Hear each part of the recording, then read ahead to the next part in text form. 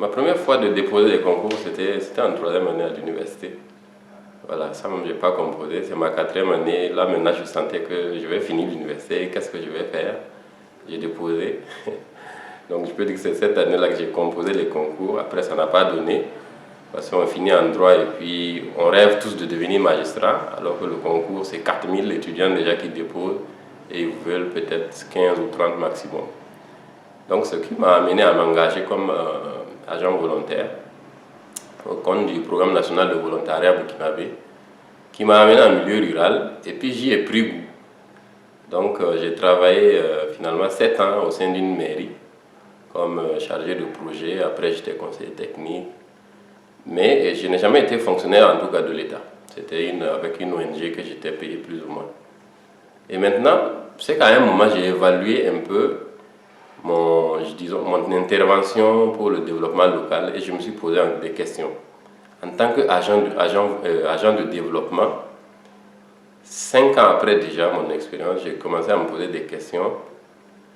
Et si on me demandait, par exemple, j'ai travaillé à Diapangou, si on me demandait 5 ans après mon intervention en milieu rural, est-ce que je peux montrer, par exemple, dans la commune de Diapangou, une personne ou 2 personnes que moi, mon travail en tant qu'agent de développement, j'ai pu développer? Je n'ai pas trouvé. Et donc la deuxième question que je me suis posée aussi, ou bien c'était plutôt un constat, c'est que je me dis agent de développement, mais en réalité moi je ne suis pas développé. Donc j'ai compris que c'est vain de vouloir développer quelqu'un. Comme on le dit, on ne peut pas motiver quelqu'un qui n'est pas motivé. Donc ça m'a beaucoup choqué et puis bon, j'ai commencé à vouloir travailler d'abord à mon développement personnel. Et comme j'avais fait droit des affaires, et après quand j'ai fait le management de projet là, ma recherche a porté sur la promotion de l'entrepreneuriat rural. Donc j'ai dit, mais voilà une super idée. Et depuis que moi je suis à l'école, chaque fois je me dis, comment est-ce que je peux utiliser ce que j'apprends à l'école pour pouvoir impacter mes parents au village? Donc j'ai dit très bien, donc je vais essayer de faire la promotion des affaires en milieu rural. Et l'idée de l'entrepreneuriat, qui est justement, je dirais, d'actualité, m'est venue en tête. Et j'ai souhaité justement pouvoir rester au milieu rural et apporter mon développement. Le proverbe boulontier qui veut dire bontielmani, c'est-à-dire le pouvoir et la fierté de créer son propre succès.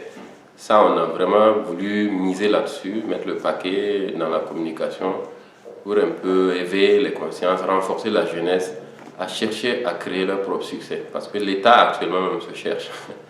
Le gouvernement lui-même se cherche. Donc si les jeunes peuvent déjà prendre conscience de cela et puis commencer quelque chose, même si c'est petit, commencer petit mais voyez grand.